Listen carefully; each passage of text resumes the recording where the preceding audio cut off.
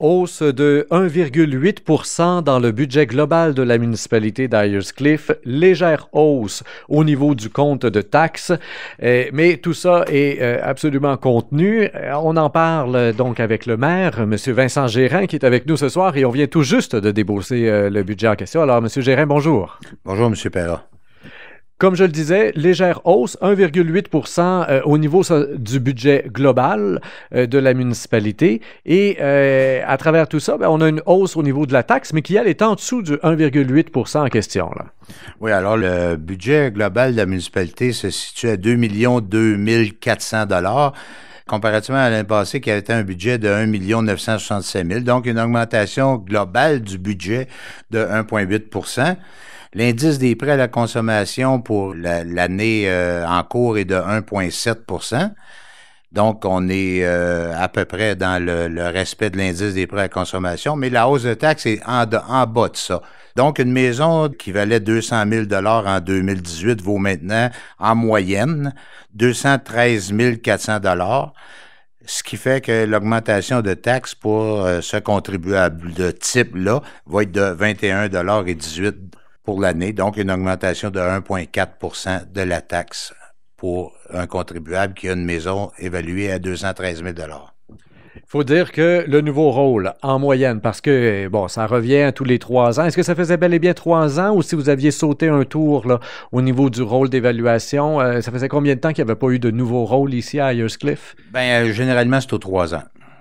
Donc, l'évaluation moyenne a augmenté de 6,7 C'est ce qu'on voit. Donc, une maison qui valait 200 000 en 2018 vaut maintenant 213 000 en 2019. Et là, par toute une gymnastique comptable, vous diminuez le millin, vous diminuez ci, vous diminuez ça pour en arriver finalement à non pas augmenter les taxes de 6,7 mais de 1,4 Yes, and the municipal assessment for 2019 is an average of 6.7%.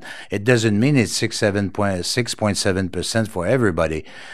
Some have a bigger increase, some have less than that. So the amount of tax may vary for that, but the increase of the tax is 1.4% on the total municipal assessment. L'auberge Ripple Cove, il y a un des citoyens qui était là ici, présent sur place, qui a levé la main justement en disant « Écoutez, je suis allé voir ça sur le site web de la ville. L'auberge Ripple Cove a droit à une augmentation assez salée là, de son rôle d'évaluation, justement. Et on parlait de 25 ou 30 je ne sais plus trop, mais c'était quand même assez impressionnant, là. J'ai pas les montants et on n'a pas fait de cas par cas dans l'établissement de notre budget.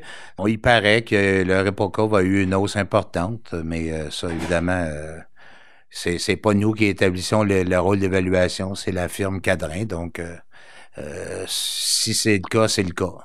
Et vous n'avez pas eu d'écho par la suite, là, en tout cas jusqu'à maintenant, du propriétaire du Ripple Cove qui dirait je demande une réévaluation de la chose? No, that's up to him to do it, and he has the right to do it. If he does, and we'll see what's going on. We have nothing to do with this. It's the firm Cadrin that does that, and he has the right to ask for a review if he wants. On va parler de la rémunération des élus. Il y a une nouveauté qui s'en vient au niveau du gouvernement fédéral. On enlève les exemptions de taxes, en fait, pour les élus, les exemptions au niveau des impôts.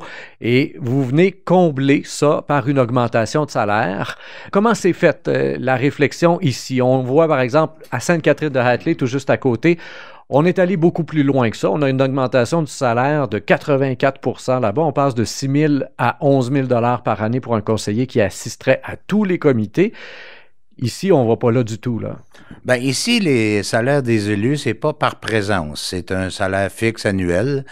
Depuis toujours, il y a le 2/3 du salaire d'un élu qui est imposable et le 1/3 qui est non imposable. Pour 2019, le gouvernement fédéral a décidé qu'il n'y avait plus la portion d'1/3 qui était non imposable. Donc, on a tout simplement fait les ajustements salariales en conséquence, en se basant sur une une tranche de salaire de 40 à 65 000 qui est la table d'imposition, là, si on veut. Et je veux juste préciser ici, par contre, que évidemment, c'est pas le salaire des conseillers ici. Il n'y a aucun conseiller qui gagne 45 000 en étant seulement conseiller là, à Ayers-Cliff. Non, tout à fait. Là. C'est basé sur un salaire annuel que quelqu'un a avec son travail, etc. Non, parce qu'un conseiller maintenant va gagner quelque chose comme 5 000 ou 6 000 j'ai pas les montants exacts, là. Vous me prenez un peu au dépourvu, mais la hausse est minime, là. Ça représente peut-être 5 pour compenser la perte. Mais ce qui est important de comprendre, c'est qu'en bout de ligne, à la fin de l'année, un conseiller ou le maire n'auront pas plus d'argent dans leur poche. C'est juste pour contrebalancer le tiers qui est devenu imposable par le gouvernement fédéral. La réflexion qui s'est faite à Sainte-Catherine-de-Hatley sur le même sujet, je le disais, donc une augmentation plus importante en se disant on passe de 5 000 grosso modo par année pour aller vers 11 000 jusqu'à 11 000 parce qu'on veut attirer plus de jeunes, parce qu'on veut attirer plus de femmes, parce qu'on veut diversifier et on veut attirer plus de monde tout simplement aux élections comme candidat. Ça, c'est pas présent. Est-ce que vous pensez qu'avec le 5 000 c'est assez attractif et c'est assez rétribué pour ce qui est fait par les conseillers à Ayers-Cliff, ou si le 3/4 de ce qu'ils font est considéré comme bénévole? Ça ne doit pas être considéré comme bénévole, et puis un conseiller ou un maire ne doit pas faire ça pour l'argent. Of course, if you figure the time that the mayor, myself, or the council the time they put in the municipal administration, if you figure the hourly salary, is very low. Mais nous, ce qu'on avait fait depuis plusieurs années, ça avait commencé lors de mon dernier mandat qui a pris fin en 2009, puis ça s'est terminé l'année dernière.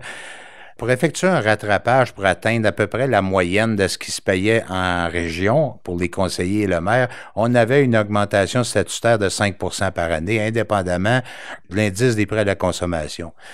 On a considéré à la fin au dépôt du budget 2018 qu'on avait atteint un rattrapage et que maintenant la hausse salariale serait de l'indice des prix à la consommation.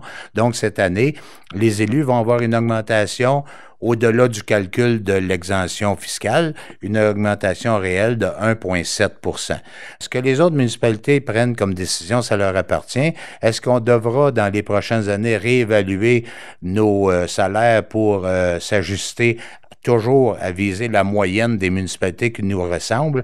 On verra. Mais pour cette année, nous, on n'a pas considéré qu'on devait faire ça.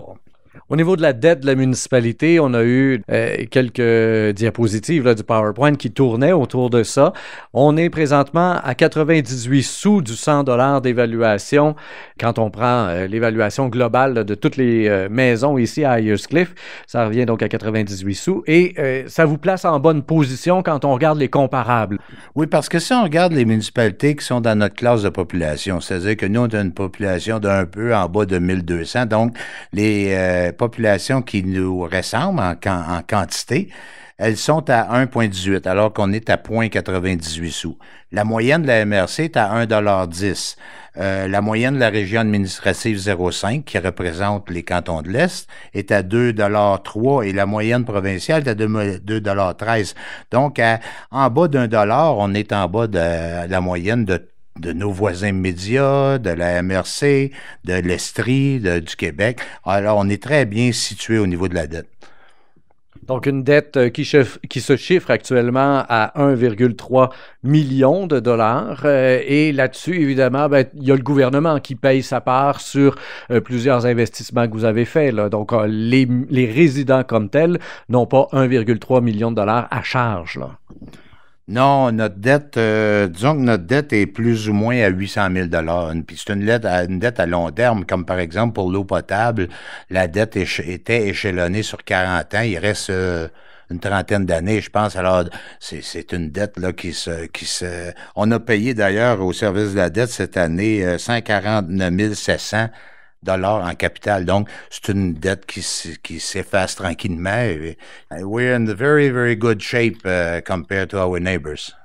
Très bien. Alors, ça fait le tour finalement des différents postes budgétaires qu'on a pu nous présenter ce soir. Monsieur Gérin, c'est la tradition quand on fait les entrevues sur le budget en fin d'année de donner aussi la parole et la chance au maire de souhaiter joyeux Noël à ses citoyens. Donc, je vous laisse conclure l'entrevue.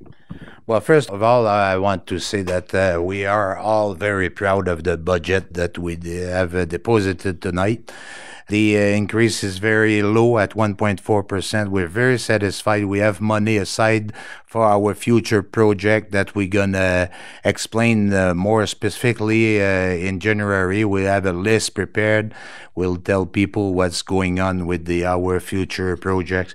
But we are very proud. On est très, très satisfait, très content du budget qu'on présente avec une augmentation très minime qui représente 21 $ à peu près pour une évaluation de 213 000 $.